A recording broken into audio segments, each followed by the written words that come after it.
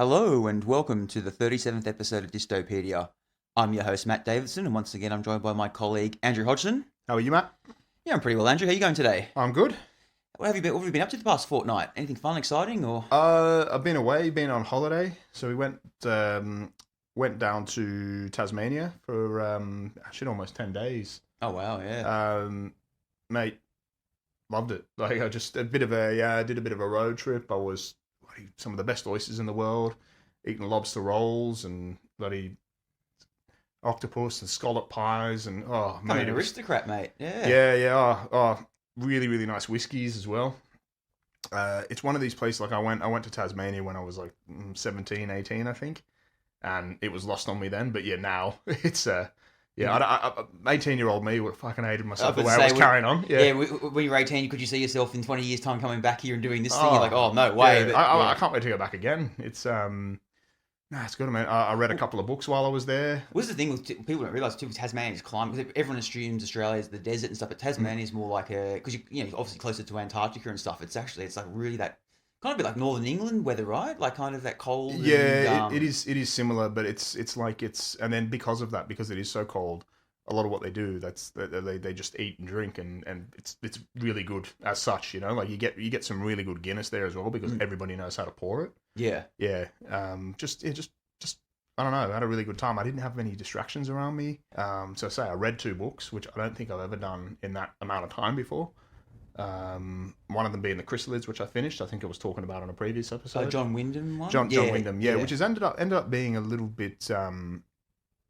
I enjoyed it. It was weird because you kind of read it. You know, I had a brief summary of what it was about. You know, obviously it's a society obsessed with purity after what they call tribulation, which was the apocalyptic event. So humanity reborn again, yet they want to be like the people who flew, you know, and they try and create themselves in the image, but they're like obsessed with purity and all that sort of stuff. Whereas you find out there's some telepathic elements to a few of the society people, and it's like, well, you can't see that, so that's hidden. And then you've got the Sealand people from New Zealand supposedly, who are like this flying city, and so it's like you're thinking like feudal England, but then you've got like flying machines. It's a bit. I like one of those bit like when people like they said like something like in the past or something, but it's also got futuristic elements to it as well. Yeah. It's interesting. Like I obviously, you know, you get the metaphor and, you know, about us all working together and I guess the messiness of humanity and we're not to be boxed in and that kind of is to be human, the spontaneity and blah, blah, blah, all that sort of stuff, which I liked it. And then I actually read, while I was there, I bought the book The Beach, which I really like the film and a lot of people don't. You know, the Danny Boyle film with DiCaprio. I've got to say that I reckon I did that book. It was like 500 pages. I read it in like 5 days. Oh, wow. It was... honestly got to say, it's probably one of the best books I've ever read. It's right up there with 1984 for me. Alex Garland wrote that one. It's weird because I'd seen the film, and you know how like when you watch a film, you think it's going to be framed. Yeah, you're imagining Leonardo DiCaprio or whatever it is. I honestly didn't imagine him. I was just so like engrossed by it. You know, it's one of these. Obviously, you've seen the movie, right? Yeah. Long time ago, but yeah. But it's one of these tales of like this Generation X tale of like, you know, you can really feel like the angst in it, and like probably one of the first generations that didn't have any great war or nothing to kind of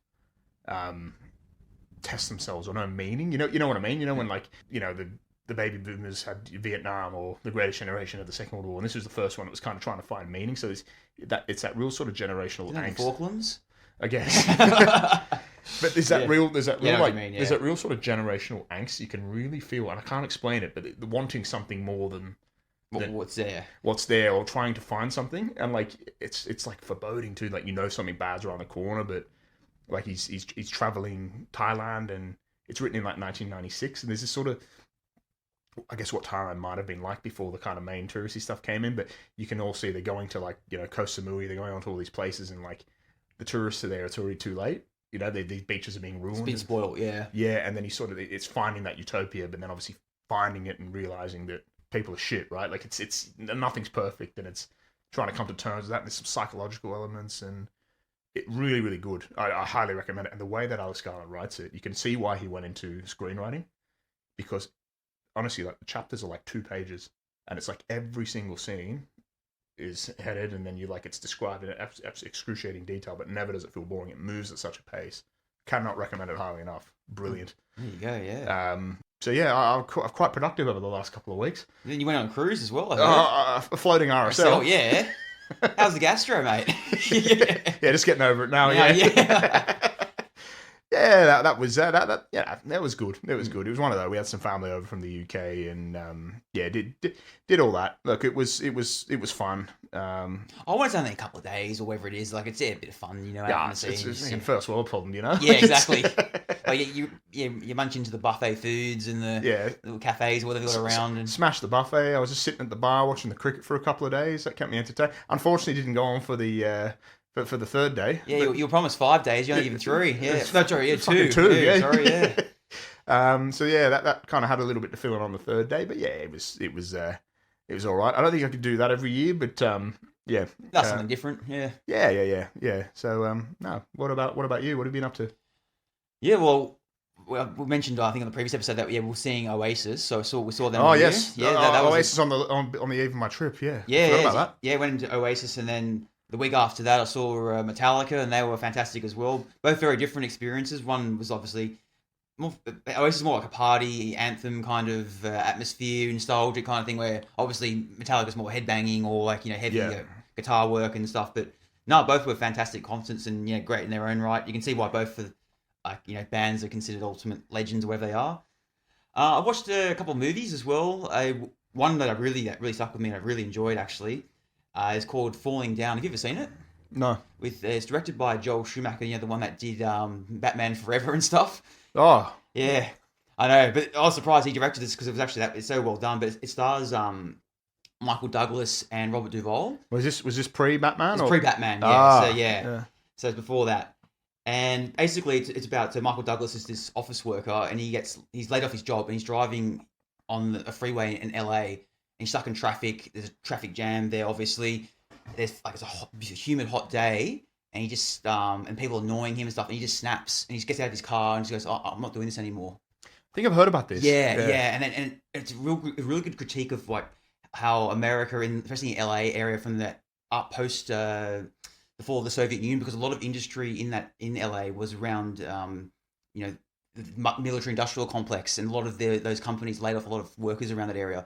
From what I've read too, a lot of people like in Hollywood areas, you'd see just as many people working in that industry as you would actors and stuff, or aspiring actors, because there was a big hub for it. We've spoken about that angst of the 90s, haven't we? Exactly, yeah. So manufacturing was going overseas, all that. And that stuff, lots of meaning, yeah. But yeah, he goes from, because he just starts walking and he wants to visit his daughter's birthday, but then he's estranged from his wife and she put a restraining order against him. He's just like going on all heather and leather to go get back to them, and he's just walking around and he gets encounters with like. So it starts off with a Mexican gang, and he takes their weapons off them. The next thing you know, he goes into another like a neo-Nazis place, and then he takes their. It kind of goes on this weird tangent. But there's one very famous scene where there's a black guy outside a bank, and he got his mortgage loan was rejected because he says I'm not viably equitable or something like that, and he holds the sign up, and it comes like the pin up in the posters of what the movie's about. How I followed the rules, I did what you told me, and then still. I still can't make it, I've done all these great things, and I followed the guidebook, what you're meant to be doing. And and the society still rejects me. Like it's one of those ones. So it reminded me definitely of the Mark Twain quote, men die at 27, but they bury them at 72. That sums up that quote perfectly, this film. So yeah. Highly recommend to give it a watch.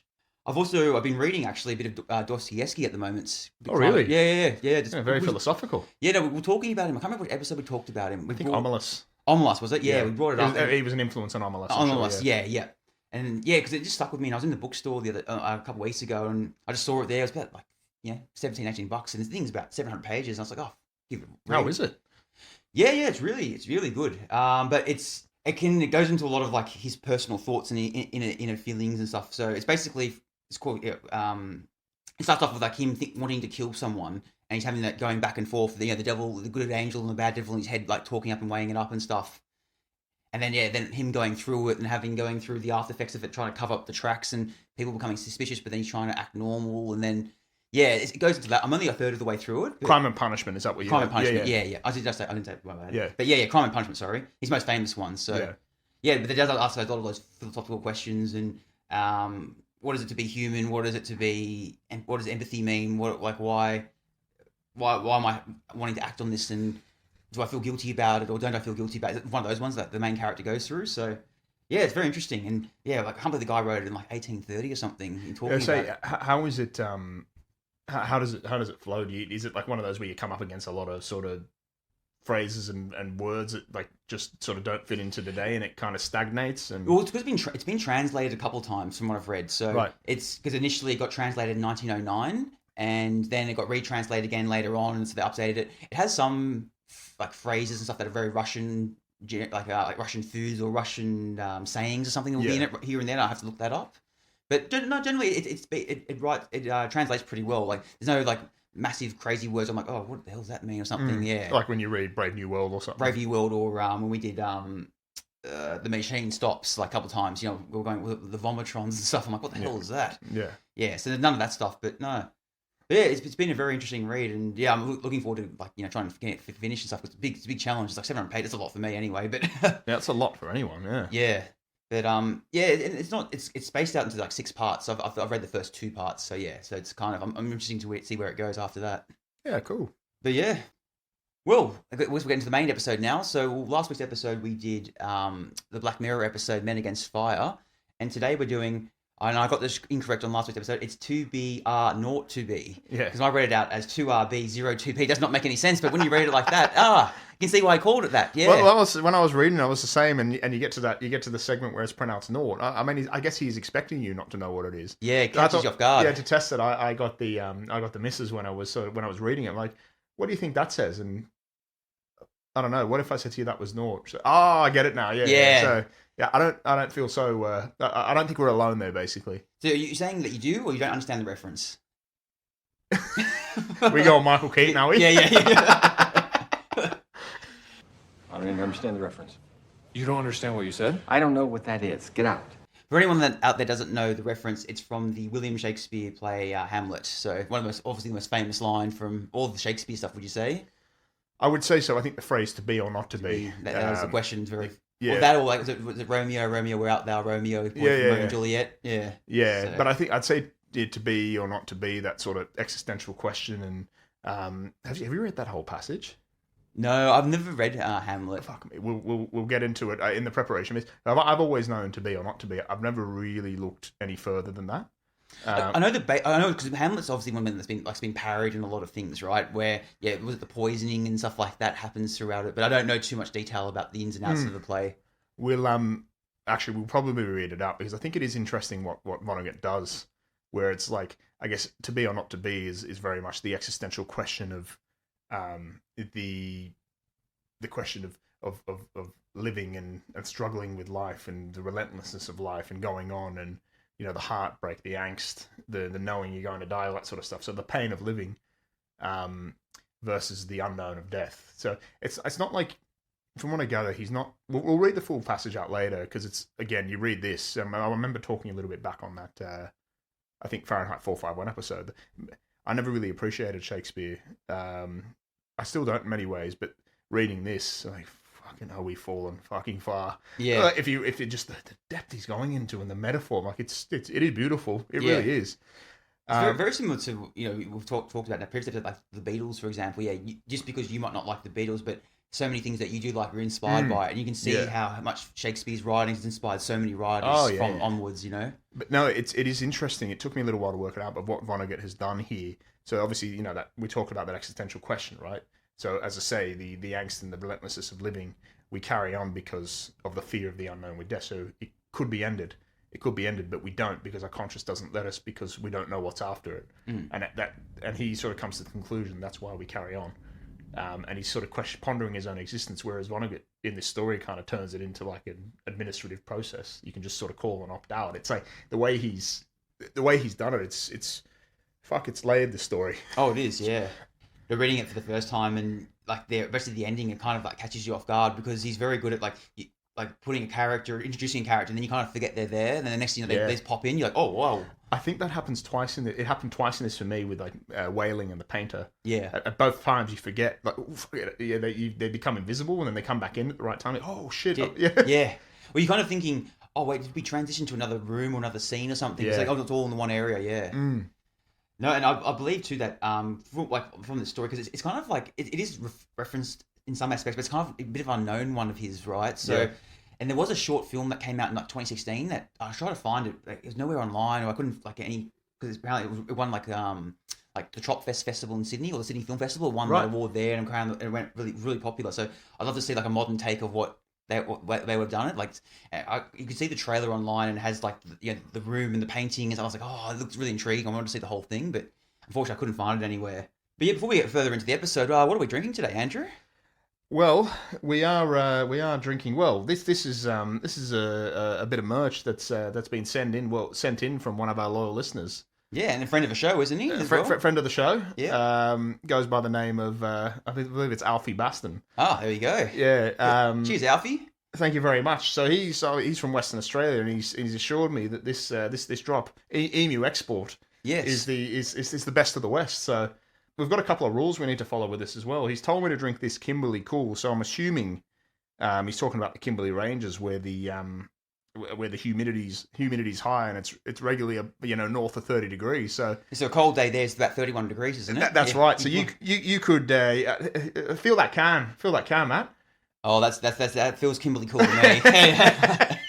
I think you could fry an egg on that. Oh, absolutely. So A bit like the desert rats in World War II. They're frying eggs on the tanks. Yeah. that's. So should we give these a crack? Yeah, a bit of ASMR too.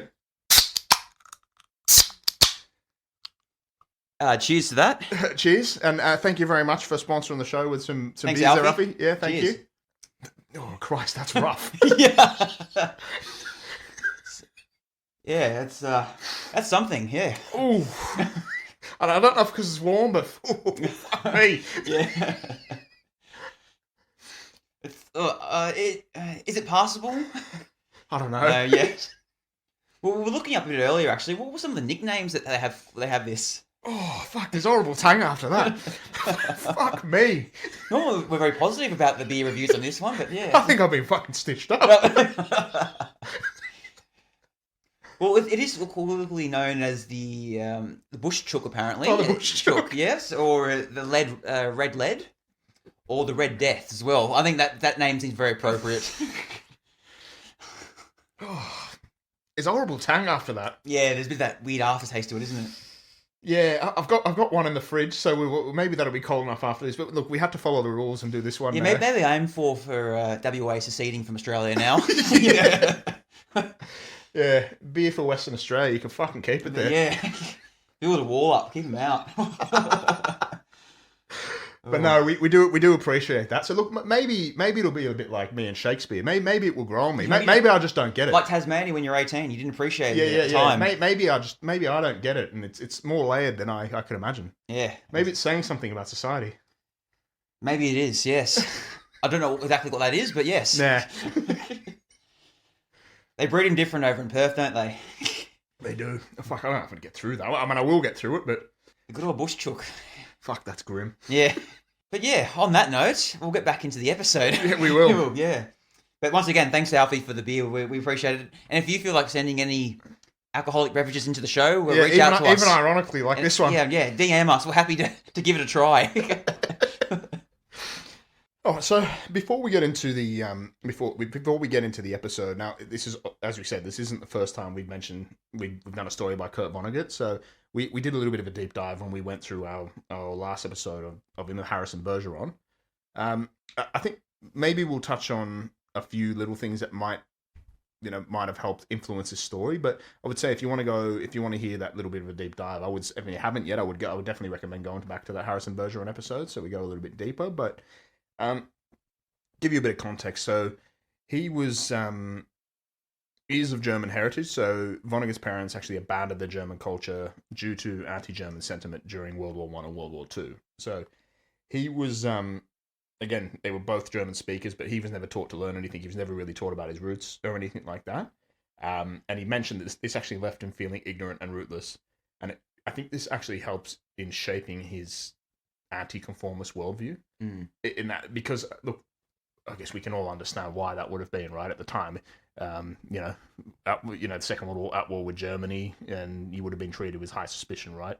And we already spoken about conformity in the 40s and 50s in the US. it would have been, it's just survival, right? And also, too, we saw how they treated the Japanese, right? I guess he was lucky he could blend in with the white people, where the Yeah. Japanese couldn't. They couldn't, There was yeah. those camps. But what it does is the fact that like he can't help that injustice of like, I guess he can't help where he's from. He can't help where his parents are from, and it would definitely shape that worldview, right? Oh, absolutely, yeah. And that fear, that fear of conformity, and Also fear of getting exposed as well, right? yeah. And I think that's important for this story. Ultimately, what he's writing about.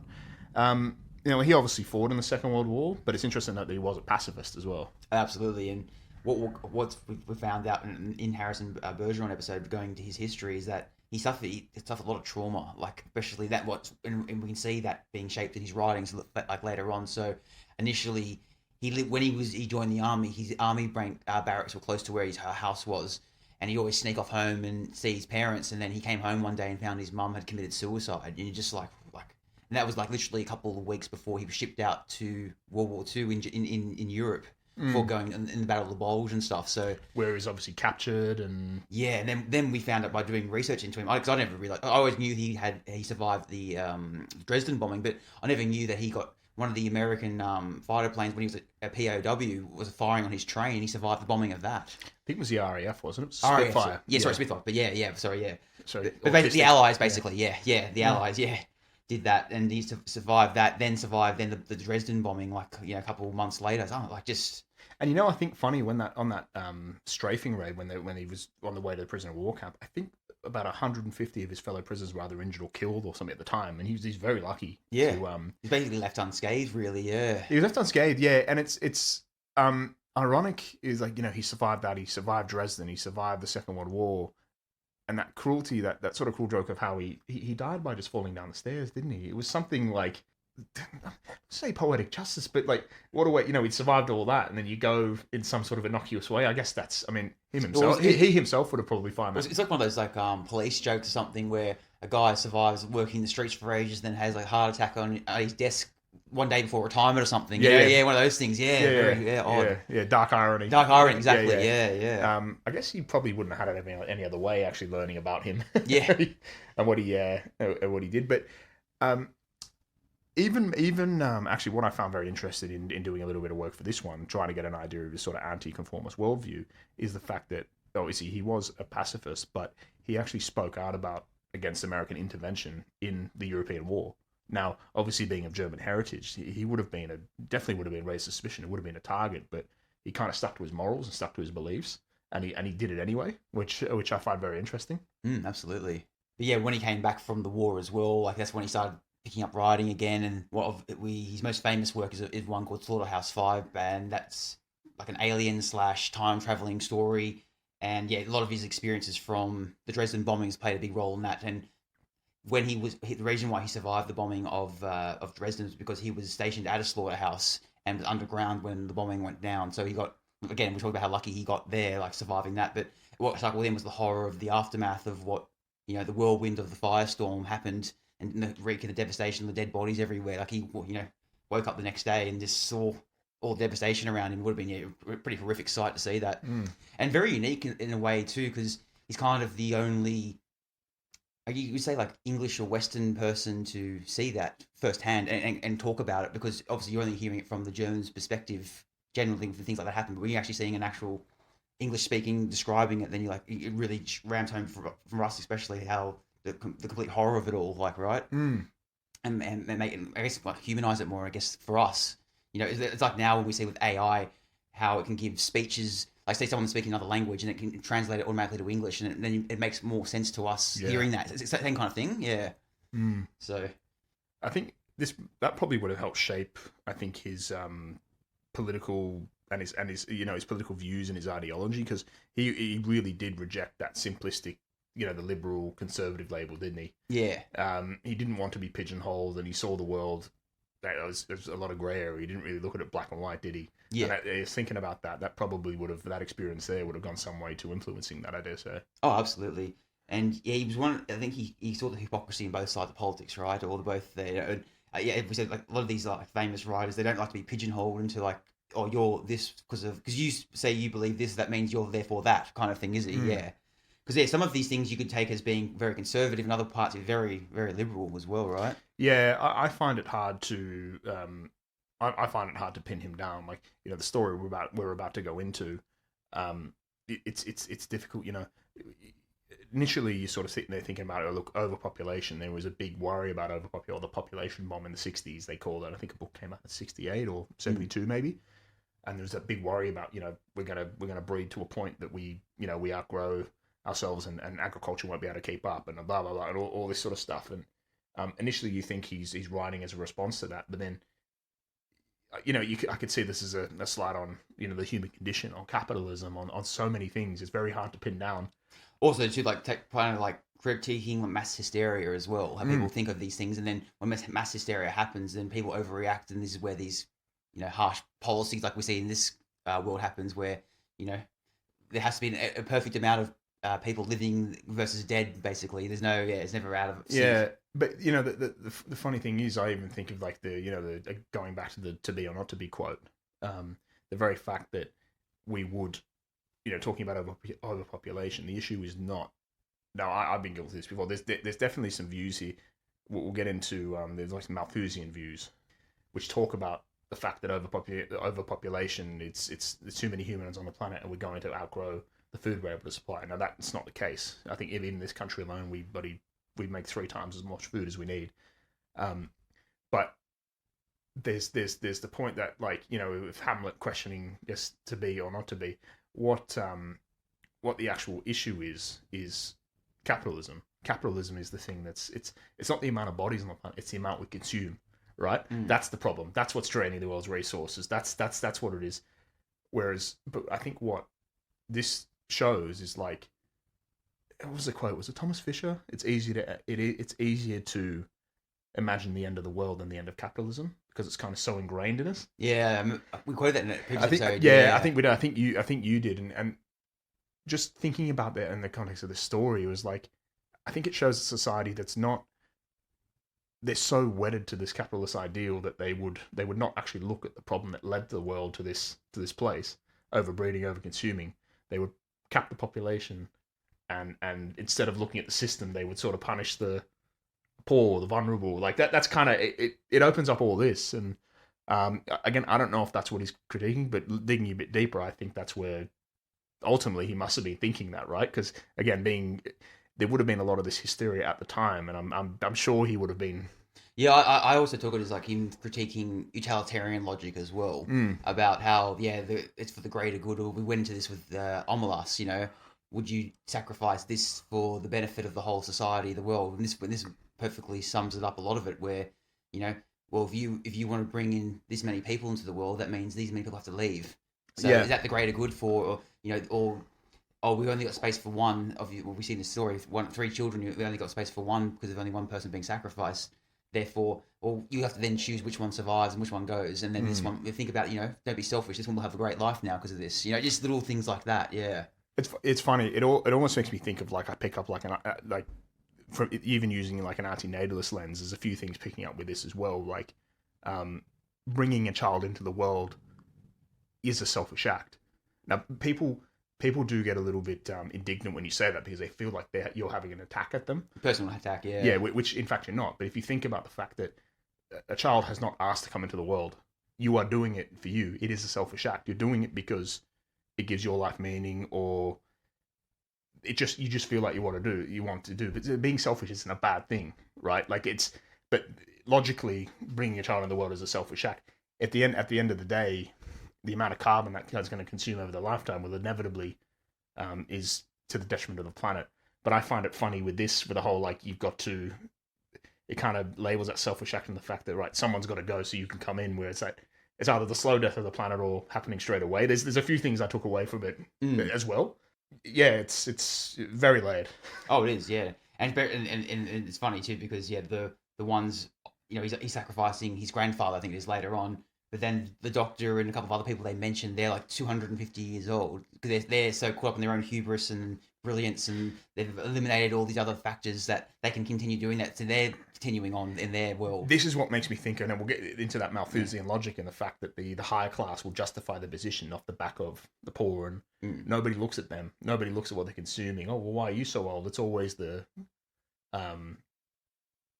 poor or the elderly or the migrants. Let's say this sort of logic. Working class, yeah. Yeah, nobody's actually looking at the system. It's good story. No, it is. It's brilliant, isn't it? So the story was initially published in 1962 in what's called If magazine, so it's a science fiction magazine.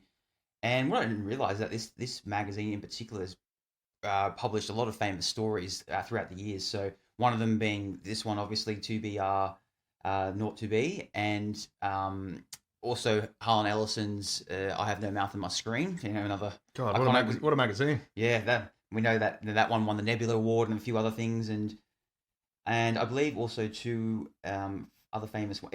While this one came out in 1962, it really got into the motions in the late 60s when it really took off, when some other stories like We're Search by Anne McCaffrey and The Ship Who Sang and Dawn the Minion. So these are a couple of other random ones from different random authors, but they're the most iconic ones that made it into this magazine and put it on the map in a way.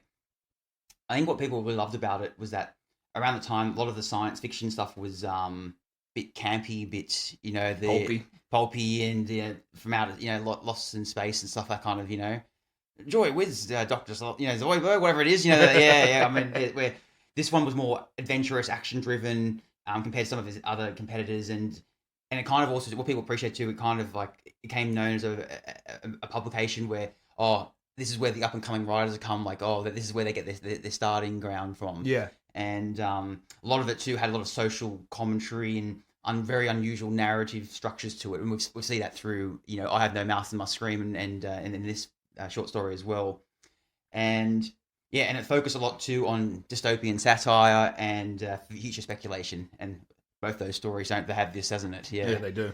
So that's just a little bit about the If magazines. There, unfortunately, it stopped publication in the late 70s, so no longer runs around. I think a lot of those sites, I think when TV obviously took off, a lot of these magazines and publications just couldn't keep up with the times, unfortunately. People wanted to watch TV instead. And we're seeing that now even more so today in today's society. Fahrenheit 451 territory. It is like that, isn't it? Yeah. Why you don't have to burn books if people don't stop all reading altogether. That's exactly right. Well, before we get into the summary of the story and get into the meat and bones of it, I thought we'd just give a bit of a history or why he wrote this at this particular time. So we touched on a bit earlier about overpopulation, and especially in the 1950s and 60s, we talked about how that novel came a big part of it, and people were fearful about overpopulation and not enough resources to go around, and also too, it was around they were worried about resources being drained from the Cold War stuff. So stations here and there, and they couldn't spread it around, and if things got blocked off in certain territories, then there was we saw too with the Berlin blockade and stuff like that. So, this kind of things happened. So that was a big part of it, and a big part of that kind of fear and rhetoric at the time, I guess. Yeah. Also, too, it was very much a critique on. We saw too, like a lot of times in the 1920s, 1930s. We touched on earlier, like a bit of like eugenics. Well, there's this kind of push for creating a utopian society or making the best possible human as possible, and he was kind of critiquing the idea of the notion of that human beings we're always going to be messy, we're always going to be unique, we're going to have our own ebbs and flows, right? It's almost impossible to create the perfect society because you never can with human beings involved in it. When I think we get into it later, but we see this in here where it's either violence before or violence after it. Either way, there's going to be violence if you want some sort of perfection. Exactly, yeah.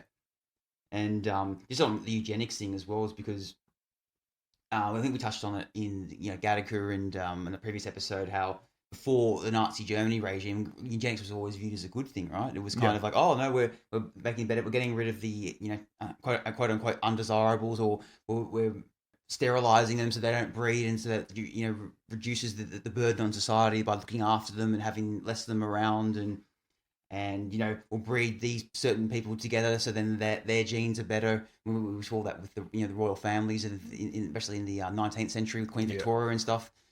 I guess you could also see one of them, and it seems to be a common theme throughout Vonnegut's work is that he uses a lot of dark comedy to challenge the reader and ask, uncomfortable questions of us. So I guess one of the big ones would be, what is human life worth? What happens when, a society or a state decides who lives and dies, and how much, we talk about, surveillance states, how much freedom are we willing to give up to feel safe and secure? So he seems to ask a lot of questions about, throughout all these works, doesn't he? So Yeah, he does. yeah, we saw that with Harrison Bergeron, where they made all those amendments to the Constitution, and then because if someone felt inferior, then that person who was the superior one would have to be brought down to their level, so everyone was equal in that way. Yeah, bringing everyone down as opposed to elevating everyone up. Exactly, yeah. And this seems to be a common trait throughout a lot of his works and writings and stuff. So no. When you do read this one, it does ask those questions, and I'm thinking after reading it for the first time, being like, would I want to continue living till like I'm 200 and 250, and if there's no risk of dying, is life really that? Is the excitement and the adventure of life and the risks of life worth it if everything's kind of perfect? It ruins the spontaneity, the messiness, I guess, the good versus evil part of life, doesn't it? Yeah, it does. Yeah, it does. And then that feeling for when you're taking up space for someone who could possibly benefit from that. Yeah, it's all the risk without all reward without risk, basically, isn't it? Yeah. And and so would you really appreciate the reward if there was no risk? Probably not. Yeah, it asks a lot of existential questions. It does, doesn't it? Yeah. Yeah, without further ado, we'll get into the summary of the episode. Yeah, I'll start with a summary and then we'll jump into it. So 2BR02B is set in a future where overpopulation is controlled by a strict rule. No one can be born unless someone else volunteers to die. Edward Whaling's wife is giving birth to triplets, but he can't find enough volunteers. Faced with an impossible choice, he kills the doctor, a bystander, and himself to make room for his children. Vonnegut uses this bleak twist to show how a society obsessed with efficiency dehumanizes everyone in it. Yeah. Sums it up perfectly, isn't it? Well, yeah, but that's the basic crux of it. But it's a lot more layered than that. Oh yeah, and we'll hopefully get into that in this podcast and tick all those boxes. Absolutely, yeah. I love the way he starts it as well. It's straight, like it just like it's very similar to Omelas, actually, in a way where it paints the perfect picture. Like the opening line is everything was perfectly swell. There were no prisons, no slums, no insane asylums, no cripples, no poverties, no wars. All diseases were conquered, so was old age.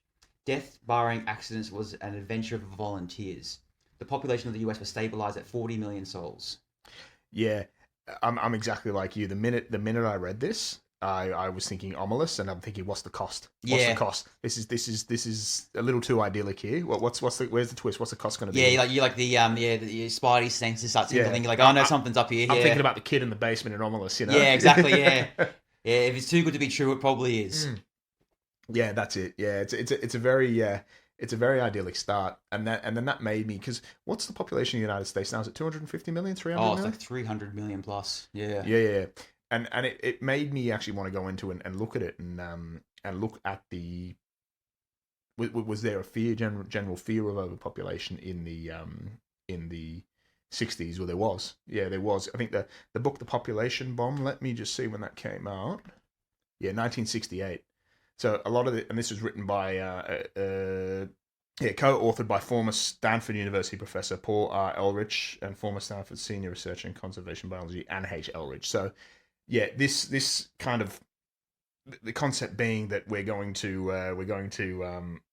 that people are kind of liabilities to the earth as opposed to assets. It was when this thinking was coming into it that no, we're consuming too much, we're outgrowing, the living standards are going to get worse, we're walking into extinction, we're using too many resources and all that sort of stuff. So this kind of there was a lot of fear at this time that was going to happen.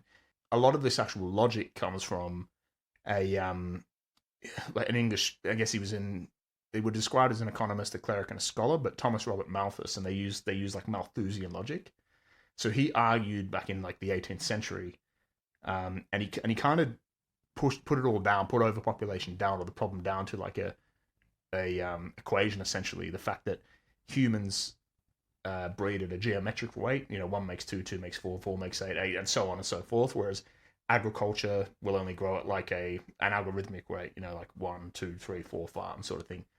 And the fear was, well, we're going to outgrow, and the living standards are going to drop, and we're all going to starve to death, and the poor are breeding too much. We need to do something about it. So this kind of logic probably goes on to, you just talked about eugenics. I think this kind of logic is the precursor to eugenics. But then he was a hypocrite as well. He was a high scholar, higher class, and he sort of, I think he argued for a lot of like, there'll be natural checks, so much so that like, there's natural checks that'll keep the population in check. The Irish famine, right? The potato famine, where it was a germ that went in the potatoes, but so the crop sort of failed, but they didn't have as many. But England, the British Empire still wanted their exports, so I think half the country bloody left at that time, or half the country starved to death. I think they're only just getting back to that population that it was before they left just now. They are, yeah. And to give you an idea of the thinking at the time, they sort of said, well, it's a natural check, when in actual fact, no, it was a political and administrative failure. It wasn't a natural check, but this was that line of thinking at the time. But I guess it kind of shows an example of almost blaming the poor for being poor. He's very hypocritical in the sense that, at the same time, obviously the poor need to stop breeding. That was his sort of thinking, but yet he also justified the upper class for the ones that are consuming the excess of the poor. So he's like, so do you need them or not? Like, your very lifestyle is dependent on their overbreeding, like it's that kind of, I guess, without looking at the problem of his class, who are probably consuming more, that plays into today. But yeah, it's very interesting rabbit hole to go down this one and I guess learn about what is this like Malthusian logic. Yeah, well, you can kind of say the same kind of topic when people discuss climate change. Like, while like overpopulation is a contributing factor to it, but like 10% of the population of the world are using up 90% of what causes the issues of carbon emissions, right? So that's what, like, it's interesting then people like that are blaming the other the poor people from people in other fourth world countries for overbreeding and stuff. It's like, well, and that's the richest 10%. I'm saying richest 10%. That's what I'm saying. Yeah.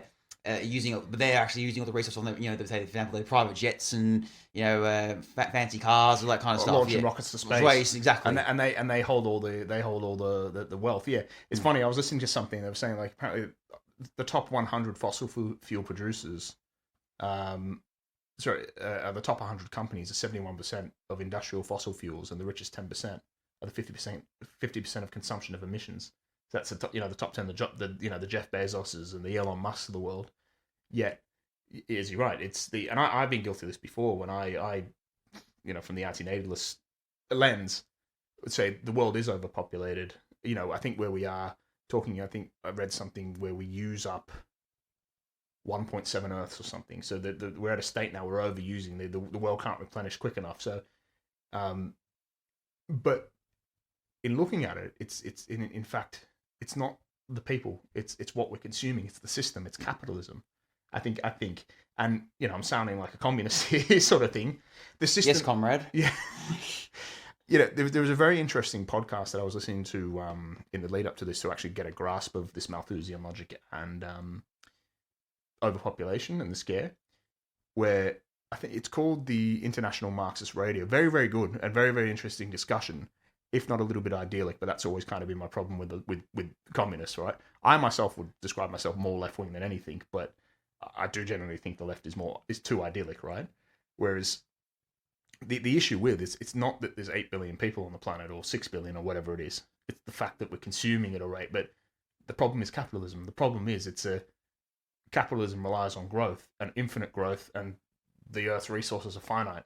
So something has to give. So I do agree with some aspects of Malthusian logic, but it's also not your fault. It's not the poor's fault. It's not anyone's fault, except it's the top 10 who, like, meanwhile, you've got them you got people blaming the poor for breeding too much, when in actual fact, nobody's really looking at the top, the root cause of it. The root cause of it, which is the top, is exactly what you said, the overconsumption of the richest 10%, Yeah. But it's funny, you get this Malthusian logic. Where do we see this sort of thing through the ages with, you look at what's going on in over in Europe right now, overseas, where there's this people are, scapegoating migrants over in the UK at the moment. There's marches and everything where, oh, the cost of living is going up and the housing crisis, but nobody actually looks at why the house is short, why is the wealth disparity at the top, the generational wealth gap where the higher, the older generation own all the houses, and it's leading to this sort of supply and demand conundrum. We have that issue here, right? But nobody's looking at that.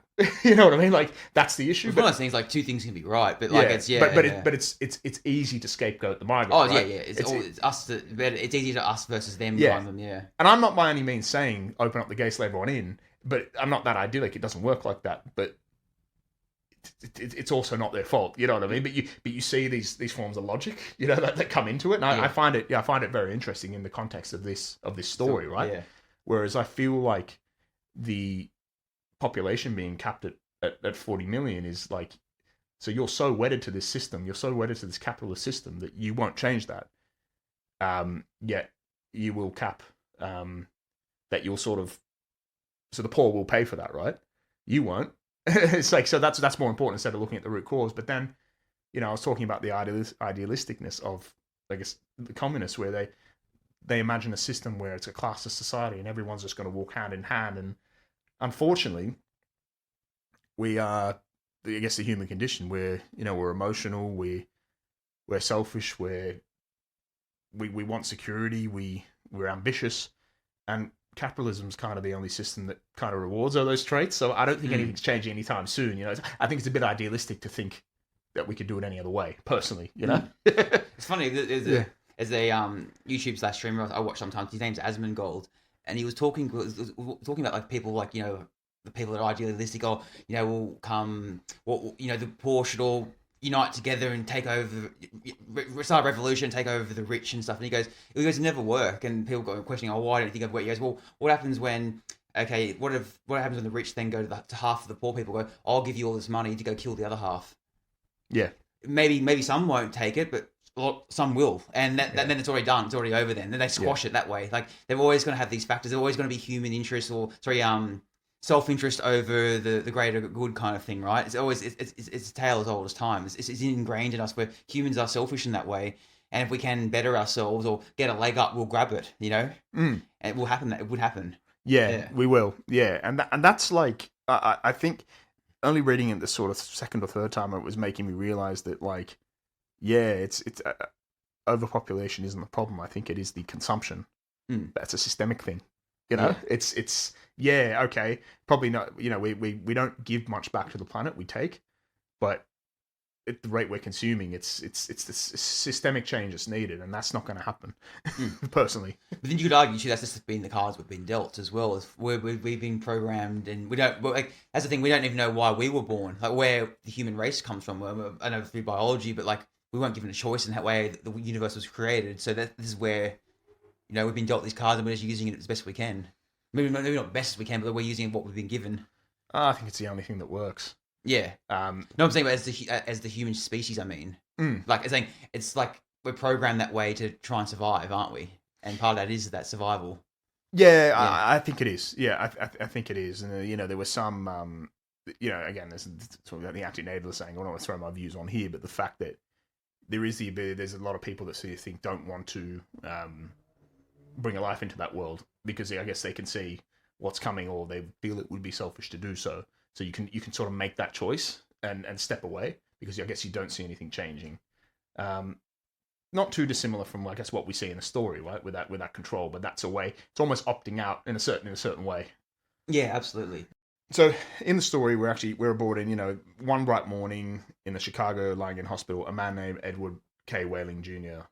has waited for his wife to give birth. He was the only man in the waiting room. So we're introduced to Edward K. Whaling Jr., and it kind of goes to the point now where, not many people were born a day anymore.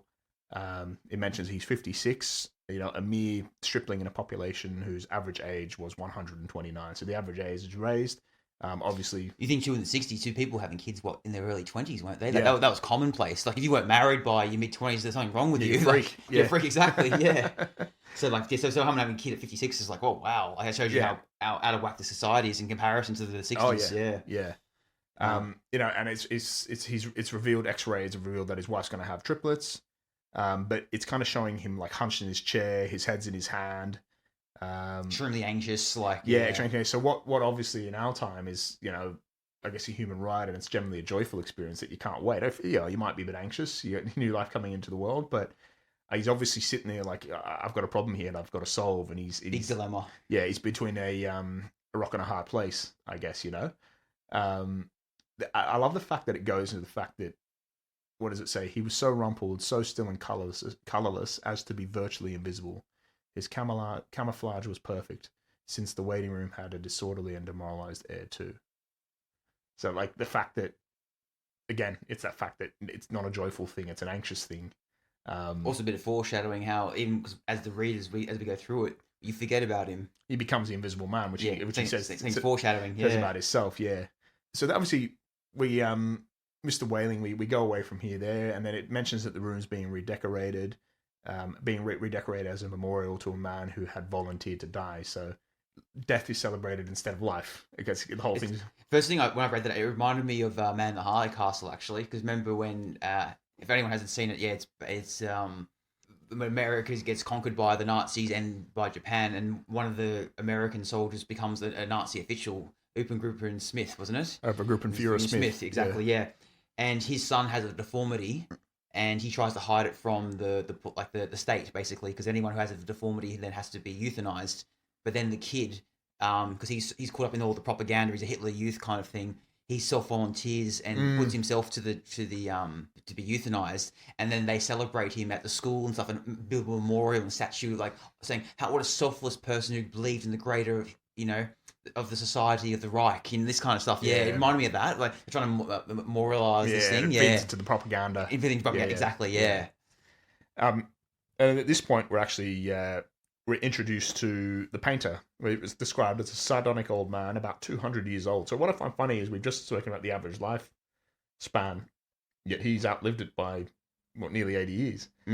But he's on his stepladder painting the mural he did not like. Which I find cool. So yeah, this is the fact that I find it clever here. It was lost on me the first time around, but picked up on the second. It talks about the mural he was working on depicted a very neat garden. Men and women in white, doctors and nurses turned the soil, planted seedlings, sprayed bugs, spread fertilizer. Men and women in purple uniforms pulled up weeds, cut down plants that were old and sickly, raked leaves, carried refuse to trash burners. Never, never, never, not even in medieval Holland nor old Japan, had a garden been more formal, been better tended. Every plant had all the loam, light, water, air, and nourishment it could use. So it's like it's a metaphor within a metaphor, isn't it? Talk about this perfect garden where peak perfection. Yeah, peak perfection where you've got I wonder if he's touching on the Garden of Eden as well, to a certain degree, creating life and playing God as well. And how everything in the garden was perfect as well. That was Utopia, and all went to shit from there, didn't it? Yeah, had to listen to the snake, didn't he? Yeah, yeah, that's right. Yeah, but yeah, doctors and nurses turned the soil, made things go. Planted seedlings, sprayed bugs, spread fertilizer. So the doctors and nurses, obviously the higher class, they're the ones controlling the population and making sure everything's okay. Looking after the plant. Yes. Yeah, looking after the plant. And then your men and women in purple uniforms, pulling out the weeds, getting rid of all the bad, cutting down plants that were old and sickly, getting rid of the drains of society, I suppose, or the people that have lived for too long, I suppose. It's funny. My first thought of this was like the quotas in Children of Men, where it's a society that can no longer, obviously we've done Children of Men on here before, where the birth rate, no one's giving birth anymore and civilization's slowly dying. Where and reading the book, the elderly are sort of supposedly voluntary, but we sort of later find out that it's more involuntary than voluntary. That they go told to go on the quietus, where they can choose to opt out and not be a burden anymore, and their families will get paid for them sacrificing for the state, sort of thing. So the honourable thing to do. That was my first. So it was like there was a lot of pressure on them. They're like, oh, you really should, Yeah. Yeah, I find the metaphor within the metaphor I find very interesting. Yeah, that is interesting. I'm saying I didn't pick it up the first time either. Because when you're just reading, oh yeah, but then actually thinking about it and how multi-layered it is, you're like, oh wow. Yeah, it's gone Inception on us a bit. That one, it didn't it? has a little bit. Yeah, it's funny too because I didn't pick it up well the first time reading it as well. The song, how clever it was. yeah. And it plays to that propaganda element as well, doesn't it? Absolutely. And so first time I just read it on like just reading it as like a textbook, but second time I did it via the audiobook while reading it as well.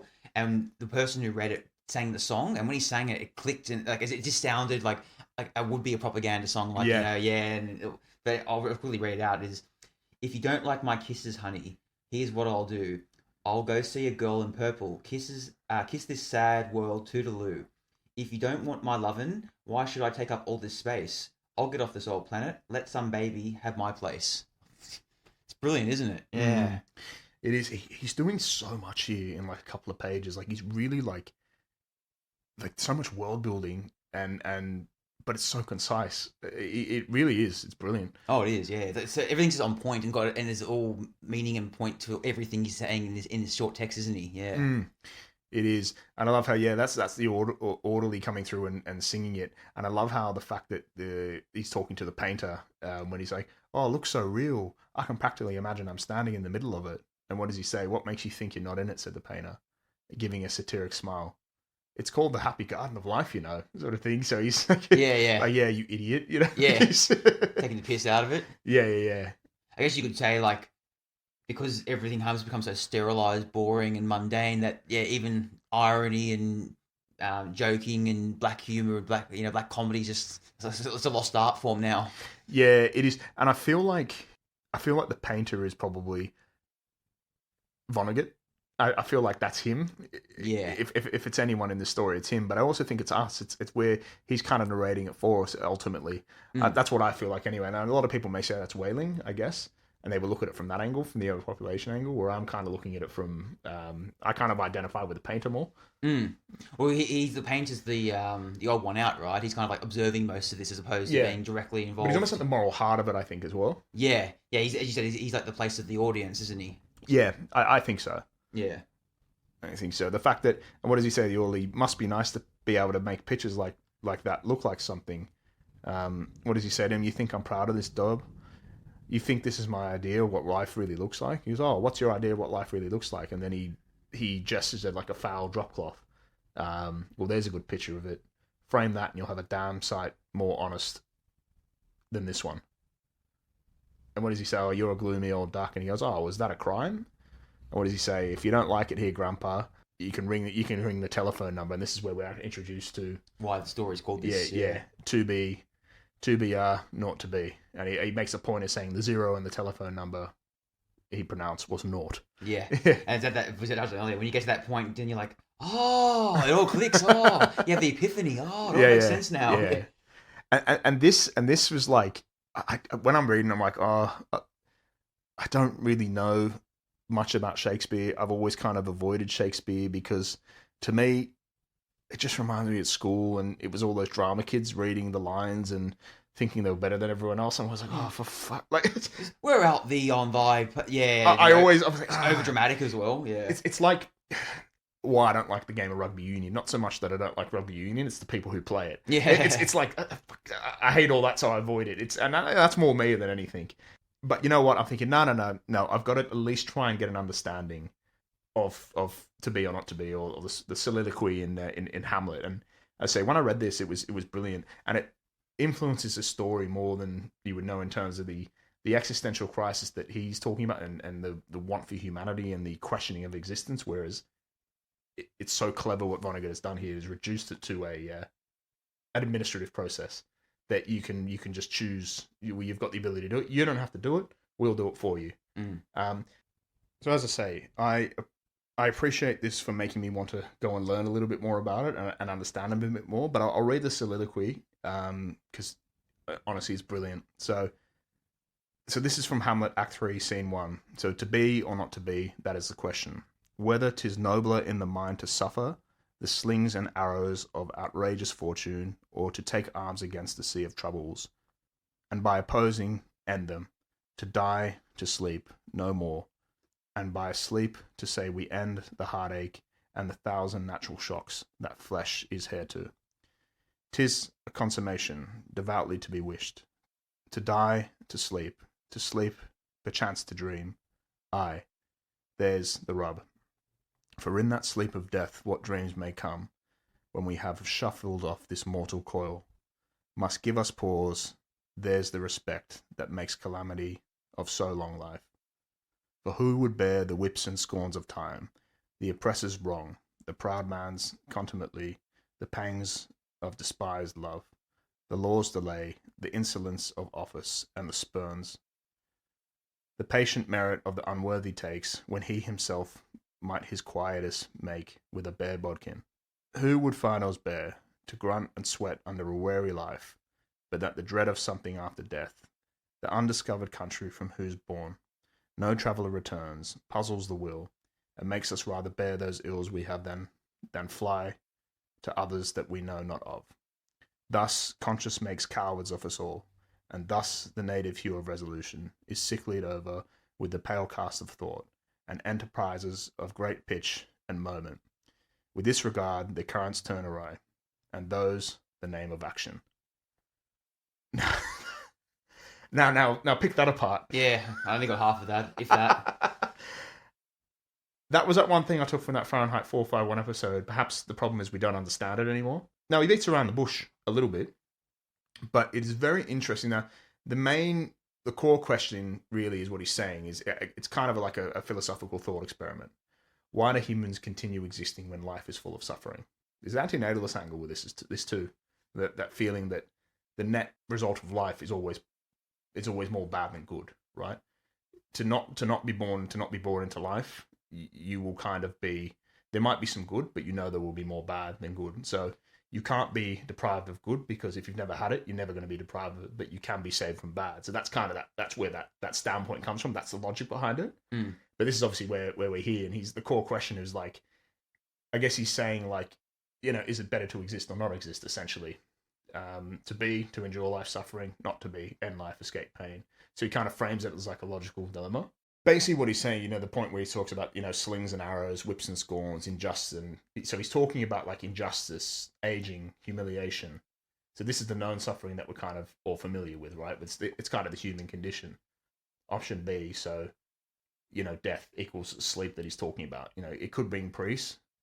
It could bring peace, and it sounds almost comforting, but the turning point is the fear of the unknown.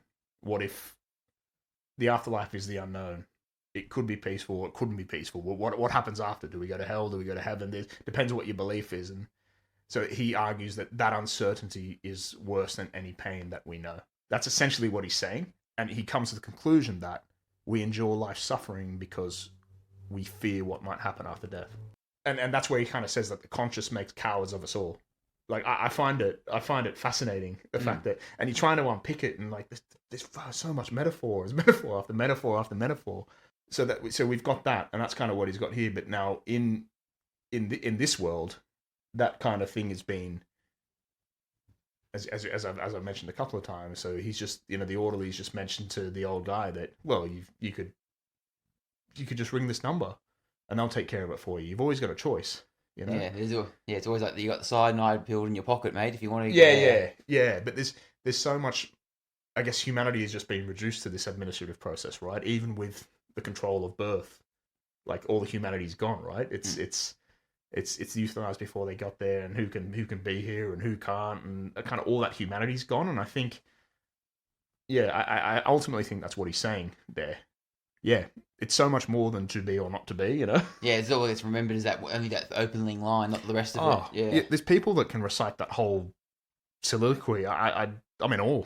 yeah, unbelievable. Yeah. Yeah. So I'm sorry what I said about Shakespeare in the past. I actually think there might be something to this bloke. Yeah, I read King Richard III, and that one was like, oh, that's pretty multi-layered character and stuff as well. Oof. Yeah. So that's the famous now is the Winter of Our Discontent. That's right. Yes. Yeah. I remember doing that in high school, but yeah, I never did Hamlet at school actually, so I don't really know. I know like bits and pieces of it, but I don't know the full one. But I remember doing Macbeth as well, and Romeo and Juliet, and even though I understand why people appreciate it, but I still hate it. Is that the Midsummer Night's Dream? That's absolute wank in my opinion. Stupid shit. But yeah. Anyway, but back to this one. Sorry. Yeah. But as you established too, that's the people in the society. If the noble thing to do or the honourable thing to do is to call that number, if or to make the perfect bit like yin and yang, isn't it? This world where everything has to be in perfect balance and perfect order with each other. So if you want to have more births, that means that the amount of people that come in, more people have to go out at the same time. So, and it's like this choice of like that, that fear of the unknown, which Hamlet argued is why we carried on. That's gone in this world. It's like, well, it's almost like, well, no, there's none of that. There's no beliefs. There's no humanity. There's no imagination. It's live, die. It doesn't matter. It doesn't matter anymore. We know what's there. We know there's nothing there. Exactly. Yeah, clever. And you really could live forever if you wanted to, from what he describes in the initial part as well. Yeah, and that's the weird thing. Like, I find it weird when they talk about they've conquered old age, yet the average lifespan is 129. Maybe because people have been guilted into calling a number. Yeah. Fair point. Yeah, I mean, that's probably what it is. Yeah. It's even though they go, yeah, you can live forever, but you've been here for about 150, 60 years now. The illusion of choice, eh? Yeah, you're being a little bit selfish here. People, we want new people to come through. Yeah. People with new ideas. Yeah, exactly. Well, I think you would argue that we get to the point where if you're not contributing to further the species or whatever it is, or it's not new ideas, or you're becoming stale and nothing special about you. Yeah, look, I think it's time to go, mate. You put in a good innings. It's time to give that number a call. You imagine that would be the pressure from the government at the time. Yeah, you have the crease, mate. You're playing a straight back. You're going to need to use the cricket analogy. You're going to need to get on with scoring here, son. Yeah, time is ticking. Yes. Yeah. You're not protecting your average, mate. Yeah. Yeah. Well, I love this next part too. Is that he because people now treat this, because the official terminology in the story of describing the gas chamber in this world is the Federal Bureau of Termination. But he goes on the table with a lot more fancier terms that people use for it, and then he drops these fancy terms later on through the story. So it's important to remember what they were as you're reading it. But like some of them are automat, birdland, delouser, easy go, goodbye, comma, mother, like a little fun, like a little happy hooligan, kiss me quick, all these little punny, ironic kind of terminologies for it, isn't it? Yeah. And one of my favorite ones that why worry ? Don't think about it. Just give the number a call. Don't worry, just get on with it. Yeah. No, it's very, very funny that way. And then you'll see later on in the story too, where people will start referring to some of those terminologies. Then I think the woman gets upset about Leona, yeah. Well, I think that takes us on nicely to her. So it does mention, while the painter and the orderly are having a little bit of this dialogue, and he's questioning, the painter. He's asking the painter, well, you could always go, and he goes, oh, when it's time to go, I'll do it myself. He's like, oh, but do it yourself, right? No worry for the people that got to find you, that sort of thing, and they go through there. But it does mention that. It slightly goes back to Wailing, the waiting father, who you've forgotten about, right? It says that he mumbles something without raising his head and then fell silent again, so he's obviously contemplating what to do. At this point, what does it say? A coarse, formidable woman strode into the waiting room on spike heels. Her shoes, stockings, trenchcoat, bag, and overseas cap were all purple. The purple the painter called the colour of grapes on Judgment Day. So we're introduced now to Leora Duncan. And she's coming in, almost have a portrait or a painting done, isn't she? To be put on the wall, to be immortalized. And it's the same sort of thing where you can see, which is like, oh, that sure is a beautiful picture. It looks like just like heaven or something. The painter's like, yeah, or something. He's been it's definitely a subject that's drinking the Kool-Aid. Yeah. And obviously he's painting. He's very sarcastic, isn't he? What is he saying? Like, oh, where do you want to be putting the paintings? Body's a body. All right, wherever. Let's go here. She goes, oh no, I don't want to be there. I want to be there. But she's just said to him, oh, well, you can put me anywhere. And as soon as he choices, like, oh no, actually no, maybe I want to be there. And he's like, oh, he's being a bit sarcastic about it, isn't he? Yeah. Or is it so why don't you just tell me? We'll put you here because you'll be missing half an arm or something. He has like little pot shots here and there at it, doesn't he? Yeah. We're now introduced to Dr. Hitz, aren't we? Who supposedly he's to be immortalized. He mentions that he's like 7 foot tall or something. It's like bloody Harrison Bergeron. He's kind of obsessed with these. He's very good looking as well. Yeah. I'm imagining the high school quarterback or something. Yeah. 7 feet, mate. Yeah. It's the second 7 foot character he's talked about. So it mentions him. So he comes striding in, and it's sort of mentioned that he's on this painting, and he's kind of painted almost as this sort of, what does it say? It was a portrait of a tanned, white-haired, omnipotent Zeus, 240 years old. So obviously, they're living longer. They're living longer than everyone else. and going into like Greek mythology, gods and stuff like that. Yeah, So it's really realizing this propaganda thing, right? There is Oh, a class system the here. holier than thou types. Yeah, Yeah. yeah. And it's involved established to them. We it's funny. I don't know why, but first time I read this, I didn't realize that. I don't know why it didn't click with me, but yeah, Laura was actually one of the nurses that terminates people. Yes. Yeah, but first time I just thought she was just someone in there that was like just to be celebrated because she was going to sacrifice herself later on or something. That's why I don't know why I thought that. But the second time, I'm like, oh, it makes sense now. Like, yeah, it clicks. But that's why she's being painted because she's a nurse and they're glorifying someone doing quote unquote the Lord's work basically, right? Yeah, with what's the Hippocratic Oath now? It's more like the doctors and nurses is to save your lives. Where now it's been turned to terminate, right? Yeah, a bit like we saw in Fahrenheit 451 where the firefighters don't put out the fires, they start them by burning stuff. Yeah, Yeah, that's right. Yeah, that's right. So that we're introduced to her. Yeah, and obviously she's like they're all sort of Dr. Hitz is immortalized and she's in awe of him and he comes into the room and they're all talking and we're going to be in the same picture together and he goes, oh, isn't that a nice picture? She's like, oh, I'm sure honored to be with you. And what's he saying? No, let me tell you, I'm honored to be with you. Without women like you, this wonderful world we've got wouldn't be possible, Oh yeah, all that sort of stuff. All the spin and the gassing her up and stuff. Yeah, and I find this interesting. This is where they get into the dialogue of where they're talking about it. It's so sort of nonchalant as well, where, what does it say? He saluted her and moved toward the door that led to the delivery rooms. Guess what's just born, he said. Or what does he say? I can't. Triplets. So this is now we're back to Mr. Whaling's triplets. And then it kind of says she almost alarmed, but she was exclaiming over the legal implications of triplets. Now, this is where we learn about the law good and proper, right? Where it says the law said that no newborn child could survive unless the parents of the child could find someone who would volunteer to die. Triplets, if they were all to live, called for 3 volunteers. And this is where they're chatting about it like almost like administrative, right? Like, oh, do the parents have volunteers? Last I heard, they only had 1, and they were trying to scrape another couple up, sort of thing. Which is, I don't think they made it. And they're talking about it just as Mr. Whaling's right there in the room. What do they say? Oh, what's the name? And then he says, yeah, Whaling. Edward K. Whaling Jr., the name of the happy father to be. Now, this is interesting when he says he raised his right hand, looked at a spot on the wall, gave a hoarsely wretched chuckle. Present, he said. So at this point, it's very innocuous at this stage, but he's looked at obviously the painting on the wall. I wonder if he's talking about, he mentioned that it's an immortalization of somebody who sacrificed themselves. Is he thinking, well, will I get a spot on that wall? There's something where he just gives it a look, Yeah. Very innocuous, but yeah, very foreshadowing. It is definitely. And yeah, this is when we get to the point of the moral dilemma that comes up for him, where he's found his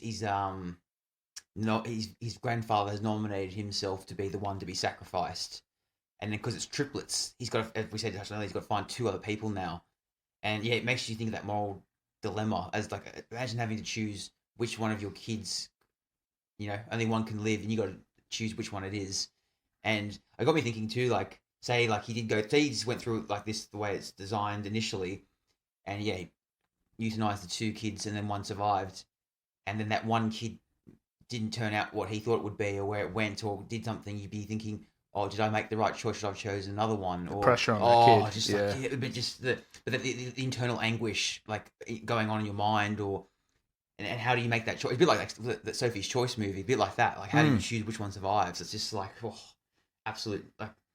I mean, it's hard enough sometimes picking stuff out for yourself, let alone choosing like something like that. Like Jesus, yeah, it's quite. Quite the perilous test. And yeah, and then we go into a bit with umming and ahhing and saying like, well, I love my grandfather. Well, I don't want to have to, even though he's volunteered himself, I don't want him to go. Why does he have to go when? Why does it have to be like this kind of thing, right? Yeah.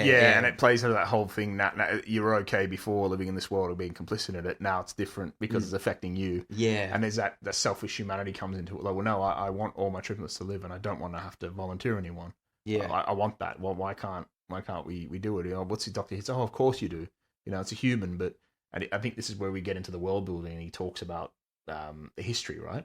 And you say, would you like to go back to the good old days when the population of the Earth was 20 billion, about to become 40 million, then 80 billion, then 160 billion? Do you know what a druplet is, Whaling? Said Hitz. A druplet is one of the little knobs on one of the pulpy grains of blackberry. Without population control, human beings would now be packed in on the surface of this old planet like droplets on a blackberry. Think of it. What does he mention in the year 2000? Before scientists stepped in and laid down the law, there wasn't even enough drinking water to go around, and nothing to eat but seaweed. And still people insisted on their right to reproduce like jackrabbits, and their right, if possible, to live forever. Yeah, it's one of those things, isn't it, where human species has figured out how to stop the de-aging process and being able to extend human life, but then the population's getting out of control, so then more space, more food, more resources, as we touched on earlier in the episode about things like that, how it pops up, and you can imagine this world where it's taking off like crazy, and then people are panicking of how do you solve it, and then we see now that how they went about it, and they went in drastic action to stop this, stem at the root cause, absolutely strict population control. Yeah, and you argue what's better, and I guess this is the painter's dilemma, right? Yeah, the world before or the world now. Either way, there's a cost, right? yeah, exactly. It's never going to be perfect, right? No, and there is that. It kind of gets into that theme, the cost of perfection, right? Where like we're wired to reproduce and compete, but that perfection demands that sacrifice. So, I guess that the peace in this world is maintained through that hidden violence. So it's like, as we said, it becomes bureaucratic and it's controlled reproduction. So it's like, as opposed to the other way, which the world he describes, where it's out of control and there's fighting over resources and there's competition. It's kind of the same. It's like doing it before or doing it after, isn't it? There's no perfect solution to this. It's kind of like you never will escape. I don't know if evil's the right word, but you're kind of like, it's either you go about it in this way or that way. Like you just let all havoc loose on the world, or do you like use some kind of systematic like banality of evil kind of approach to it and just stem it out and sterilize it in a way? Like it's just, but no matter which way you go, it's always going to involve pain and suffering, right? So, or moral dilemmas and stuff. Yeah, it is. I mean, like I can make arguments for both sides, right? Because crime is down, people are happier in this world, everyone's got the perfect amount of food and resources to continue on living. But then, at what point is that kind of safety and air quotes freedom for the greater good, basically, or like as in that then stem out like the imperfection of humanity or way we are as human species? Like it kind of defeats the purpose of life in a way. Yeah, it does. Yeah, it gets you into that. There's now that existential pointlessness thing where like philosophical territory, right? Yeah, where it's controlled, and again that natural messiness is erased and the spontaneity of life. It's gone, and this is where like I think we identify with the painter. What does he say? That the world could do with a lot more. So the world could do with a good deal more mess, if you ask me, and he's longing for that. But he's longing for it because he doesn't like where he is. And as we get into later, we will get into it later. Yeah. Ultimately, I think the story is about him, where a lot of people, I think, look at Wailing for it. Yeah, and now this is where you're seeing that will to live, and where he's having this monologue with he's having this dialogue with Wailing, and he mentioned, I want all three kids. What does he say? Nobody's really happy about taking a close relative to the cat box. Or is Leora, I wish people wouldn't call it that. He's actually don't the cat box. Let's call it the, what is he called? The Ethical Suicide Studios. Yeah. Oh, that's much better. I love this bit. What is it? This child of yours, whichever one you decide to keep, Mr. Wailing, he or she is going to live on a happy, roomy, clean, rich planet, thanks to population control, in a garden like that mural there. 2 centuries ago, when I was a young man, it was a hell that nobody thought could last another 20 years. Now centuries of peace and plenty stretch before us, as far as the imagination cares to travel. So I love there's this whole dialogue, and he's just given the a little bit of the history and talked about the laws and the way everything is. And this is very Kurt Vonnegut, where, as you say, he smiled luminously. The smile faded as he saw that Wailing had just drawn a revolver. I love when he just makes the only choice really that he can, right? Yeah. Backed into a corner. What does he just shoots Dr. Hit's dead? What do you say? There's room for one, a great big one. And then he shoots Leora. What does he say? It's only death, he said to her as she fell. There, room for 2. And then he shot himself, making room for all 3 of his children. You see, nobody came running, nobody seemingly heard the shots. And I love that at the point where you feel like you feel like the story could have ended there, couldn't you? Mm. But it's interesting that we've now forgotten about the painter, right? Yeah, before we get to Peyton too, you could argue that by the doctor saying, like, just imagine, you know, your kid will live in this perfect world, warm planets, you know, perfectly controlled, all this stuff, and then he's just thinking, yeah, exactly, that's exactly what I want. Not I don't want one child, I want all three. So he kind of like signed his own death warrant in a way. You could argue by saying that to him. That all but confirms that that's the best course of action going forward by just doing that. And what's it going to matter? You'll be dead, I'll be dead. Whatever. He's kind of made the call. But also he's playing into the whole thing about, you know, the cat box thing. We're in the cat box now. You're in the cat box. Thank you. I'm in the cat box now. Yeah. Bye. Yeah. But it comes out of nowhere, really, doesn't it? Because it goes like the smile, and it just goes, yeah. William just draws a revolver. You're like, oh shit, what's going on here? And then just bang bang, they're all gone. And it's like he's made the logical choice, hasn't he? Yeah, exactly. And yeah, it's the one that you'd think that, you know. Well, the fact that and he gave him the choice, like, I don't want my grandfather to die, and I don't want any of my kids to die. So there you go. He solved the issue. That's the solution. Yeah, exactly. Yeah. And yeah, then it goes. Then because you said he could have easily just ended it there, but then no, it goes on to we kind of forget the painter has been there, and he's been sitting on the step ladder watching the whole scene unfold. Yeah, and it is clever. What does it say? As you say, the painter sat on the top of his stepladder, looking down reflectively on the sorry scene. What do you say? That the painter pondered the mournful puzzle of life, demanding to be born, and once born, demanding to be fruitful, to multiply and to live as long as possible, to do all of that on a very small planet that would have to last forever. This is what kind of takes me to that capitalism angle, and the fact like the ideology, and the fact that capitalism is the only system that kind of rewards us for our instincts or for our selfishness or our ambition or our I think our inherent selfishness, right? Like that we want to protect our own, that we want to we'll compete and we'll get rewarded for that. Strive for bigger and greater things. Like the survival of the fittest thing, you know? Like it's and I think when he's talking about that, like it's we're all demanding to be fruitful. We all want to multiply. We all want to live as long as possible, and this very system that demands there's an infinite amount of people being born, and it's the planet's got finite resources, and we want infinite growth, and something does have to give, like on that logic. And I think this is where he kind of, with me, what does he ponder? Like all the answers that he could think of were grim, even grimmer surely than a cat box, a happy hooligan, an easy go. He thought of war, he thought of plague, he thought of starvation. So it's like either way, where he is right, he's not really happy where he is now, but he spoke about the messiness of life before. Well, he's kind of just seen it, hasn't he?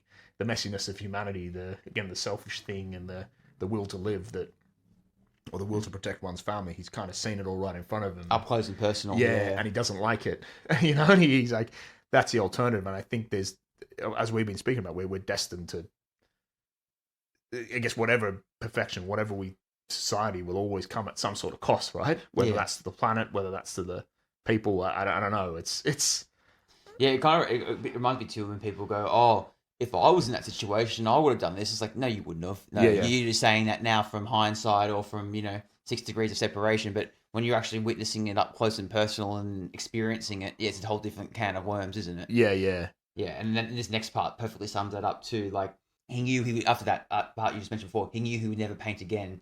He let his paintbrush fall to the drop close below, and then he decided he had enough of life in the happy garden of life too. He came slowly down from the ladder. He took Wheeling's pistol, really intending to shoot himself, but he didn't have the nerve. And then he saw the telephone booth in the corner, and then he decided to dial the well-remembered number 2BR02B. So, yeah, as you said, remember earlier in the story, he was going on about, I'd do it on my own terms, and, that's selfish. What do people that find you? I don't care, blah, blah, blah. But then when push came to shove, when when it was time to make that decision, he just couldn't pull the trigger. He couldn't do it to himself like that. You could argue too. It's also about the survival instinct of not wanting to end yourself. So you're wanting the system to do it for you instead.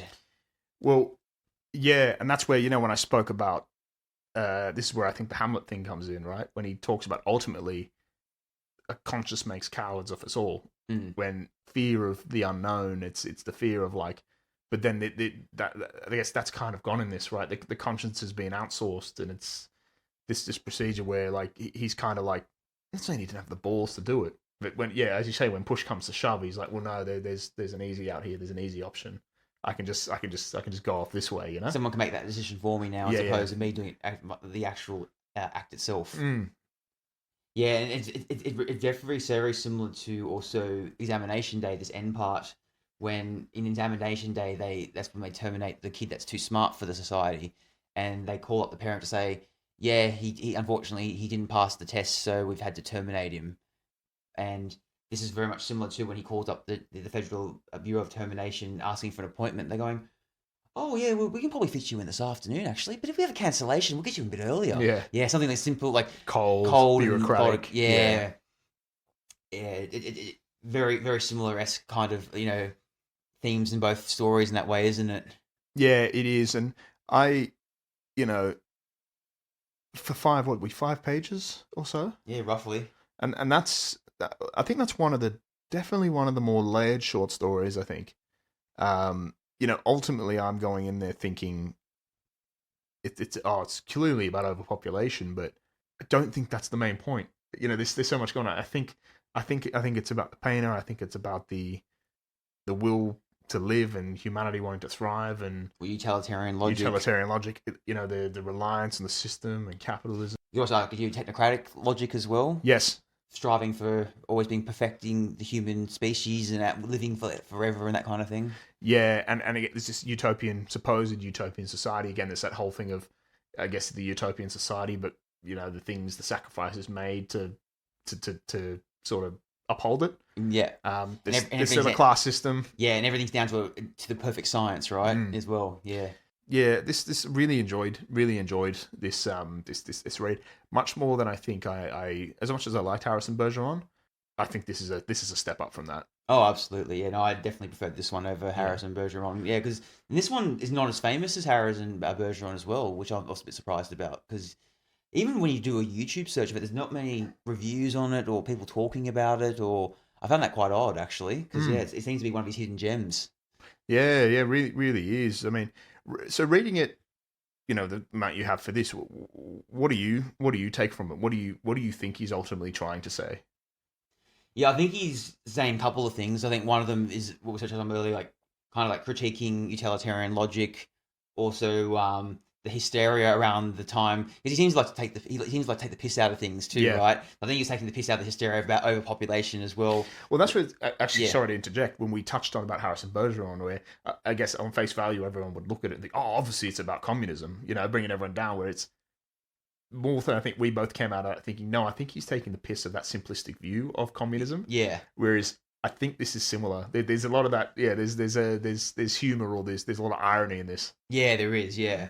I guess in order to it's like probably with the way rapid technology was and the way eugenics was viewed beforehand too, and kind of like warning about trying to strive for the perfect human race as well. I think it's a bit of that involved in it too. How about yourself?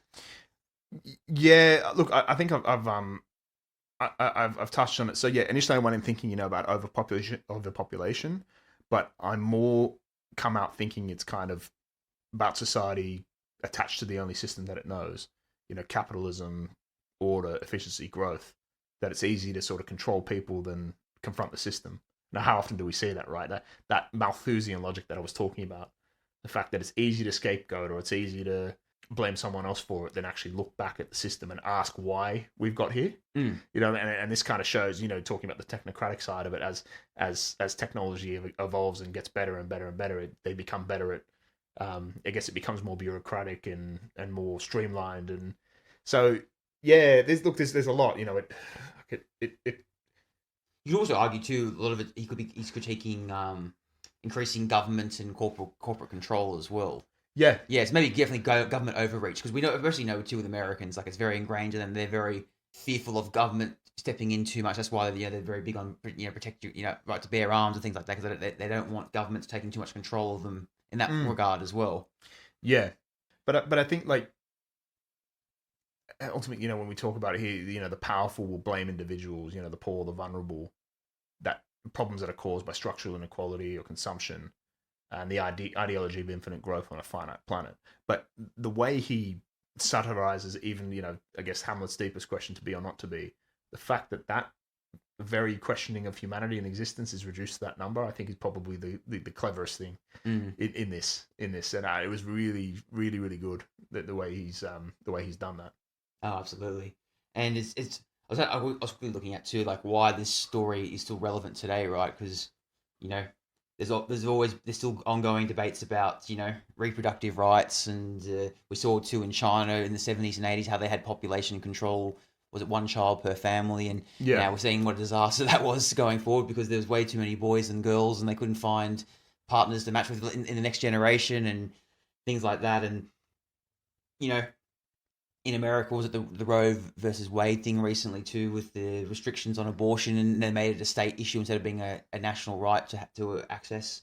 And just in general, with the state getting involved with people's reproductive choices and rights as well. Like we touched on too earlier with eugenics and how they got involved with not allowing people with disabilities to breed and stuff like that. So I guess there is still fear of overpopulation today. Like people are still very frightened. We talked about climate change, other things like that. Ironically enough, then now there's certain countries that are figuring now underpopulation. So it's kind of like flipped on its head. Places like Japan, South Korea, even parts of the West to a certain degree are getting worried about it as well. Well, I've talked about it before from the from the angle I see things with the fact that breeding has now become wrapped up in all this patriotic talk with the fact we're going to be outbred, or we're going to lose our culture. We need to keep breeding more people, and I guess it matters. I don't know, but that's where I come from with it. But you know what's funny now when you talk about that is now I talked about Robert Malthus before. We're having breeding too much now with birth rates falling. A lot of the the conservatives in his time were saying we're breeding too much. Where now the conservatives are very much saying that population growth slowing the system. We haven't got enough replacement births, and we see the just recently in France, we saw what happened there when the retirement age had to go up as well, because off the back of slowing birth rates as well. And we're seeing a lot of this. So now they're all they're wanting people to breed more, sort of thing, because we're actually seeing, and this is where you get into that Malthusian logic as well, where what we're seeing is a lot of elderly in these countries are taking the blame now for, look, they're a drain on the system, when in actual fact that it's kind of systemic failure now, because people aren't having, the system's kind of collapsing, so that they're the ones taking the blame for it. They work through their life, and now they're becoming a burden. And ironically too, we're talking about then they can't find jobs well, because there's always going to be that biases against old people. Yeah. But instead of looking at the system and asking, well, why aren't, all right, a lot of people, there's people who choose not to have children because they believe, again, from the anti-natalist thing, it's better for the environment, or I guess with women's education and women's rights and birth control and stuff, people don't want to do that. Women want to focus on their careers, but the cost of living is going up. So instead of looking at that, the fact that, well, maybe the cost of living is bad, that's possibly why people aren't having... There actually was a poll done recently. I think it was only Australia, but I'm assuming it would be worldwide kind of fear. The number one reason people do not have kids, they can't afford it. Yeah. Actually, that's the main reason. But it's easier to scapegoat someone else for the issues, right? The actual fact than looking at, perhaps asking why people aren't having children, Exactly. I guess another thing why too it's so relevant as well is we're talking about earlier with technocratic stuff as well, letting experts deciding what's the best for the greater good. So, governments and relying on algorithms, data, AI systems, quote unquote policy experts, things like that, where that's coming very much an increased part of society now, especially with AI and data and technology ramping up like it is and taking over jobs, and people using those systems to calculate, we predict then there's a 97.5% chance that this job's going to go, so we'll get rid of them now. Things like that. There's definitely the fear of that going down that path, and we are seeing early signs of it at the moment, aren't we? Yeah, we are. Yeah, it's only going to get worse. We'll touch on, we think the elderly can't find jobs. There's going to be no more jobs in the future because AI is taking over everything. So it's just going to be an even bigger moral dilemma, isn't it? Yeah, who's going to be the scapegoat then? Yeah. Elon Musk when he's inserted into the Neuralink, whatever it is. Yeah, so he'll live forever probably. It'd probably be like Futurama or something. Yeah, exactly. Yeah. I guess we do see other forms of, because propaganda plays a big part of this as well in the story, and we see now a lot of people use curated social media posts or YouTube videos or government PR stuff where everything's fine and dandy and we're doing X, Y, and Z to solve the world's issues, but then when you scratch beneath the surface, they're doing the complete opposite or not, or a fraction of the promises they're saying in this particular spin piece or whatever it is. So yeah, it's that whole thing. I think we spoke about it I went on a bloody rant about it on I think about Machines episode. I think with the whole, we're seeing those PR pieces and we're doing this for the environment or we're doing that for the environment and we're using recycled materials. Seeing like, oh yeah, great, but like if you really gave a shit, you'd probably stop selling and therefore stop people from consuming. But you don't. But you, by doing that, you're wanting people to buy more shit. So it's that whole like, I guess we're just wedded to the system, and that's the ultimate. I said before, you can have your keep cups, you can have your paper straws, you can have shorter showers, you can eat a little bit less meat, but ultimately, it is rearranging deck chairs on the Titanic. That's kind of the way I see it. If we don't move away from the current system that's kind of reliant on infinite growth on a finite planet, then we're in trouble. Ultimately, the irony of it, capitalism, is the fact that it's kind of catapulted our civilization forward, and the standard of living has never been higher. I guess the peace in the world, we've never been in a period where we've had more peace. Okay, there's a couple of wars and that. In comparison. Comparatively speaking to the rest of human history, but it's the one that's kind of put us on a collision course with extinction, and it's like we're sort of sleepwalking into it. But like, it just sums up the beauty and destruction of life, doesn't it? Yeah, and I'm not, and no other system works. To quote Winston Churchill. Exactly. What's the democracy and capitalism are kind of hand in hand. It's the best system. It's a worse system except all others. There's no other answer. Yeah, exactly. I think a lot of times too, like we're guilty of focusing on all the negative aspects of capitalism, but then there are a lot of positive aspects of it too, because it allows healthy competition, then it allows people to strive, it can pull people out of poverty and make them rich, or, people in the medical field, because they given the freedom to, instead of being mandated to focus on this scientific research, they get, grants or whatever, or they're got their own profiteering system, then to venture into other territory and get stuff like that. Those things kind of get sometimes forgotten about when people discuss it. Yeah, they do, and I agree. It is the best system, and there's a lot of positives. But overall, I think for the planet, I think it's a net negative. But there's this sort of nihilism on my side, the fact that there's nothing we can do. Like it's not going to change because it's enjoy it while it lasts, kind of thing. Well, it's the only one that works. So it's like, I don't know. That's kind of what this one's left me thinking. So yeah, it would be nice to think that we could move over to a new system. And as I was talking about the podcast I was listening to, I'll give them another shout out, International Marxist Radio. I'd love to believe we could just have a systemic change, and we can move over to communism and all walk hand in hand, and we wouldn't have to work as much, and we wouldn't have a growth economy, and we could work in it. We could work. It'd be like one of those DEI PR videos that you see from corporate head offices. Everyone shaking hands, and everyone loves each other. And but unfortunately, that's not the real world, and it's too idealistic, and it's just not going to happen. So I like to respectfully disagree with that one, but it was a good talking point. There you go. I wouldn't mind your critique on this one too. Yeah, exactly. But anything else you want to add before we wrap this one up? No, I think that is it. What are we doing on our next episode, Matt? Well, we're going to a film that came out around roughly 10-15 years ago called Snowpiercer. I have never seen this, but you've said it's a decent movie. It's a lot of fun. It really is a lot of fun. Yeah. There's a lot of action. Talks about the class system. There's apocalyptic elements. And this will be released as a holiday special on Christmas Day as well, so it fits the narrative. Yeah, well, I can't remember. There's not really many Christmas elements in it, except for the fact there's a lot of snow. Oh, there we go, done. And there is one particular holiday in it, and they go around the sun. Anyway, it is obscure, but this one is a lot of fun. Yeah, looking forward to that one. A lot of good actors in this. Yeah, I think Reed has Chris Evans in it, and Jamie Bell, Tilda Swinton. Yeah. And the guy from Parasite, the South Korean actor's in it, I think. Yeah. Yep. He played Winston in 1984. John Hurt. John Hurt. Yeah. John Hurt. He's in it. Actually, I think one of his last movies actually before he passed away. Yeah, it would have been actually. He passed away in 2017. So, yeah. Very good film, and looking forward to doing that one.